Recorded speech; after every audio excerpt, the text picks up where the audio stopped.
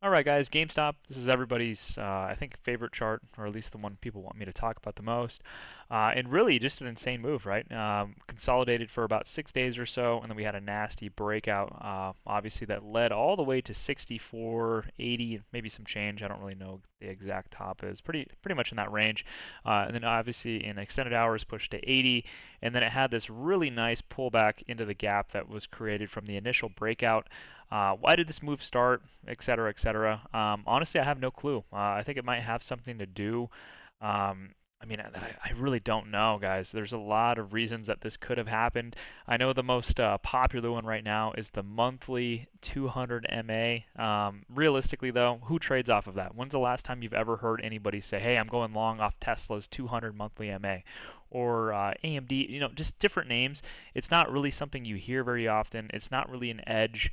You guys can see that this has really only been around since, I mean, September of 2018. That's when it really started. Obviously, there was nothing really going on, and then you had this massive breakout.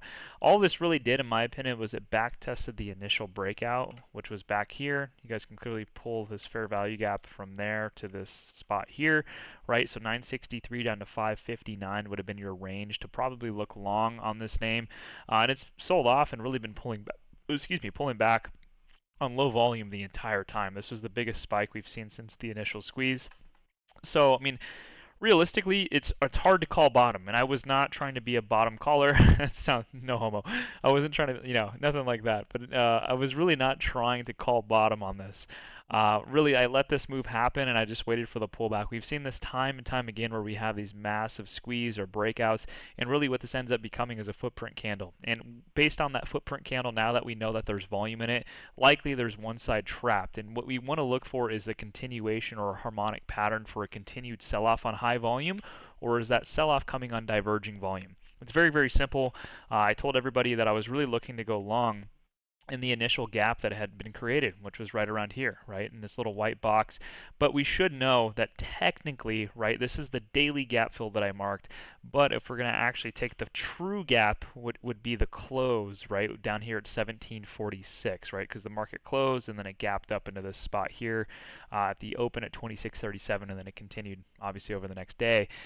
So that's kind of the realm I was looking to go long in, and it worked out really perfectly. If you guys know anything about liquidity, for SPY specifically, right, a lot of these names try to gather more gas or gasoline for a continued move up by sweeping liquidity. What is liquidity? It's a series of orders or money that's built up at a particular level. When one party wants to get matched with that, right, there needs to be a counterparty. So if you want to be a buyer, there needs to be a seller, and vice versa. Apologies, guys. I don't know if you guys heard. My dog kind of like went crazy yesterday while I was recording that, and then errands came up, so I stopped recording yesterday. I will pick back up here on the following day, and really where I left off was liquidity, right? We kind of talked about this sinking down and trying to fill this gap, and it was really important to understand that that level was likely going to be bid, especially on a daily time frame. That gap is very, very important. And it had been selling off on diverging volume. And really, right, as this is selling off on lower volume, we get our volume spike on the first touch of the gap being filled, right? So this kind of indicates that a big buyer did step in, and there is buying interest now and potential start for a new campaign or just a bounce back up, right, to kind of reverse price.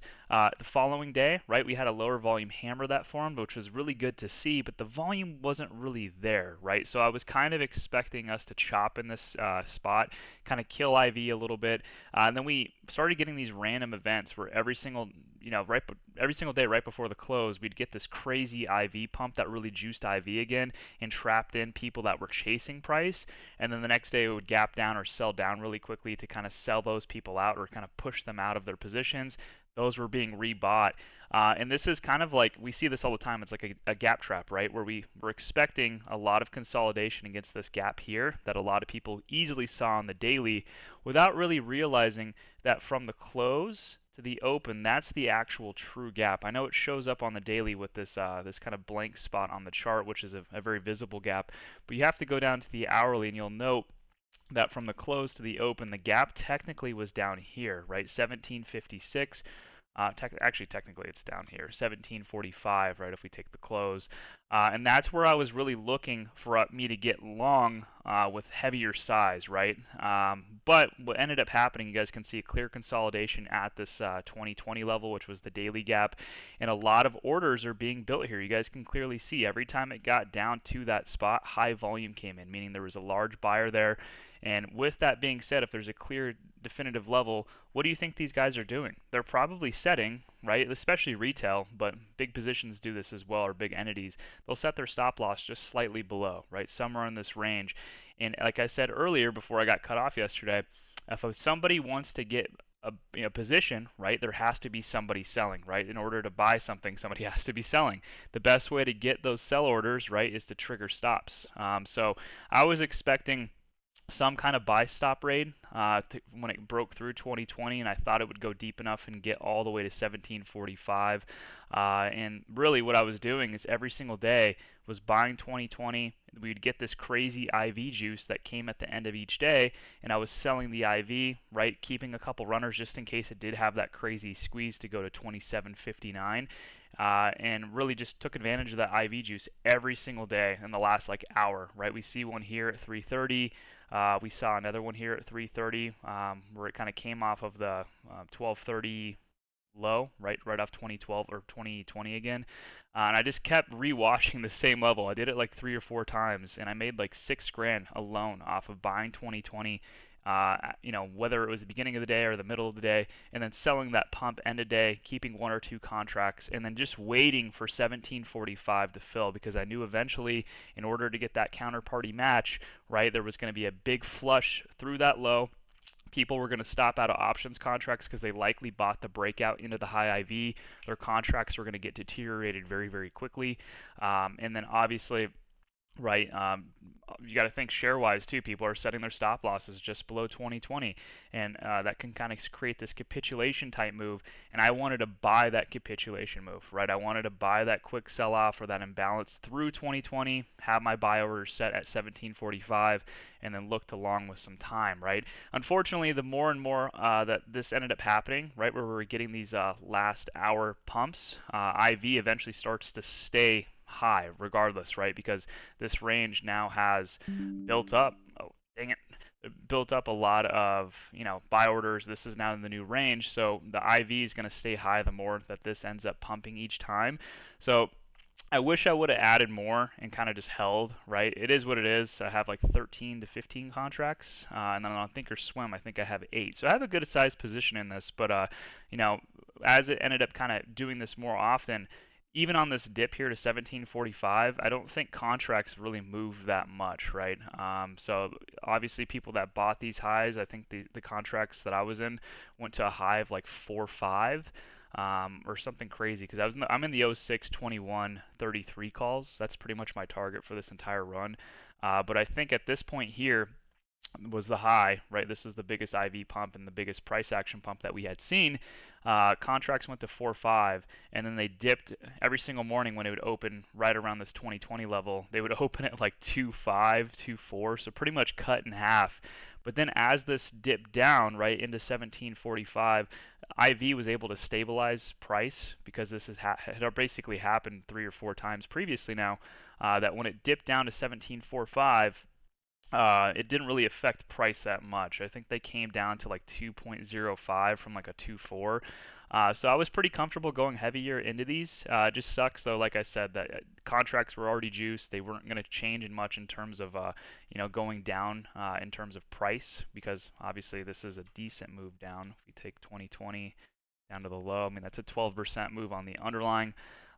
It didn't really affect it in that way, right? IV kept these kind of afloat, but this is where I re-grabbed. I posted like a little meme on Twitter when I pushed the little red button. Hopefully people knew what I meant. I grabbed right around this little low here, and I was risking a break under 1745, basically on the daily, right? But we didn't get that. I was maybe going to risk like 1688, but me personally, I had a little bit more tolerance in terms of what my stop loss would be, so it was going to be a daily close under 1745, right, and kind of just risking this general area where we had these large wicks here, right, and then the close where we had the gap, and then of course right into the after hour session we had that crazy Pump, obviously, they had just completed their at their money offering and they raised, I think it was, I'm going to get it wrong. I don't know how much money they raised, but really good move, right? And that was really it, guys. It was pretty simple. It really kind of came down to understanding premium versus discount, not chasing the IV pumps, especially with memes like this, man. You got to like taper your emotions. I know a lot of people like to get in on these with that, that adrenaline rush that you get chasing names and making money very, very quickly. But if you've been around since 2021, you should kind of know how squeezes go, right? You'll have these crazy parabolic moves up, and then they'll break down about 50, 40% from the highs, right? And then those will get rebought, and then it'll move higher, right? And it's pretty much a cyclical thing where you'll have people buying the lows at discounted pricing, they'll sell at premium pricing, it'll pull down a discount, right? They'll buy again, and then they'll sell at premium pricing. And that's how you have to view this. You want to get these names on discount and sell at the premium pricing. But it's important to also understand the context of the chart and understanding if there is a divergence, if there's a harmonic breakout. We haven't really seen a harmonic breakout yet. This whole thing has just been a retracement of the move that was previously made. And you'll never catch me chasing this, right? You'll never catch me chasing a move from what, 17 to 80. It just doesn't make sense. Even if people talk about it's going to go to 200, it's going to go to 150. If I didn't get or discounted pricing, or some kind of pullback entry that makes sense, right? I'm not going to ever get that. And I'm not going to be the guy that tries to call bottom. If you guys remember on Twitter, I actually was looking to long, I think it was back here, right? I remember I brought this up on this flag right here initially, right? So if you guys go back, I think I tweeted on the 27th that I was looking to long this because initially I was looking to target this gap here, right? This was the gap I was looking for. We got a really nice break into this old resistance, I think, way back here. Right, it kind of rejected it and then it flagged down. But GME at the time these had pretty much failed all the time. We saw it with AMC, and I really didn't trust a pullback. Would rather have seen a big breakout, and we got the breakout, but it didn't pull back and retest. Right, never got something like this. So I didn't enter these. Instead, it consolidated here, and I was like, well, shit, I don't really want to chase this now because I want to get 1383 retested, or at least a pullback into this zone here, right, which would have been the initial gap. We technically got it on May 6th, but once again, IV was like in the 600, 700th percentile. I didn't want to chase that. So really, I've just been really, really patient waiting for the right opportunity to get in. And this had basically pulled back 50, 60%. Everything aligned from the criteria that I deemed to be a good setup or an A+ setup. And I took my shot, right? So now, and it's like I said, it's good to understand the whole counterparty situation too. A lot of the times people will get in at the same spot and have a herd mentality. I felt like that daily level was easy to spot, especially on the hourly, watching how they were building up the liquidity, right? You guys can clearly see, right? There's flat bottom here. Every time it kind of came to the low, high volume spike every time it sank under. And then the pumps actually going into the end of day really weren't the craziest volume, but price moved very, very quickly. But just take a look, guys. You guys can clearly see every time I kind of got to the low, the high volume that kind of kicked in. So a lot of orders, a lot of premium built up here. You can assume that they have stop losses just underneath, especially for those that didn't understand the gap was technically at 1745. So I just waited for those guys to get cleared out, have the change of hands, and then I entered with what I believe to be big money here at 1745, and it worked out, right? So that's pretty much it, guys. If you can take one thing away from this, it's about understanding liquidity buildup, understanding what you're trading and the personality of what you're trading. GameStop, like I said, it's a squeeze name. A lot of people are going to have herd mentality, kind of ignore the noise, wait for your opportunity. Don't chase high IV, right? Wait for pullbacks, wait for the opportune setups, especially from a volume price perspective. Discount premium, that's a big thing to understand as well. And then whenever you're going to take your shot, right, I always talk about these. You don't need to put your full net worth into these trades. If it's going to have some kind of crazy move, I mean, $1,000 can go a long way. But just make sure it's well within the risk parameters that you're comfortable with, and not going all out, because a little can turn into a lot with these. So I mean, I think I initially in this zone here, every single time I was buying this, I was only putting $1,400 in, and I kept turning it into 35, 4,000, and then we had that crazy run here where we ended up launching at least to 23.48, give or take, where I had bought the sweep, right? And that's a 23% move. And I sold a majority of that into the close. Even on the open for the next day, right, it was still really good because IV had stayed somewhat high. So even though a lot of people chased that move, I didn't have to chase. I bought a really good spot here at 2020. IV was still around, or I think the contract still stayed around 60% because IV was still relatively high. So just being smart where you're adding, not chasing, like I said, and things will work out for you, especially if you're going to be trading names like this. So we'll see where this opens on Monday, or I'm sorry, Tuesday now because we have Monday off. But like I said, I've been targeting 27.59, which is the upside gap fill now. So right here, if you guys can't tell. And then obviously I think we have a little bit more room to go. I think 33 is probably going to be the top, at least for me, right? That's where I'm going to be taking a majority of my profits. If you guys think it's going to go higher, by all means, you guys can do whatever you want, but I'm targeting 27.59. I'm targeting 33. I'll be out of like 90% of my positions, and I'll hold a couple extra, right, to see if we can push even higher, because I know there are gaps technically here. Right, this is the smaller time frames that I'm talking about from the open to the close. There's one at 45.31. Maybe I'll hold a couple for that. I know people are targeting like 80 and 100. I don't know, right? If it does do that, I'll hold a couple contracts. I do have shares of this as well. But yeah, that's pretty much it. Hopefully this helped you guys out. If you guys have any questions, feel free to ask. But I'm not going to help you guys with like, you know, is it going to go higher, things like that. I mean, I pretty much posted my entire thesis publicly for you guys. Guys just had to follow along. Hopefully the memes and stuff like that helped you guys. But yeah, if you guys have any questions, just in a broader sense or more general sense, I'm happy to help. But that's pretty much it, guys.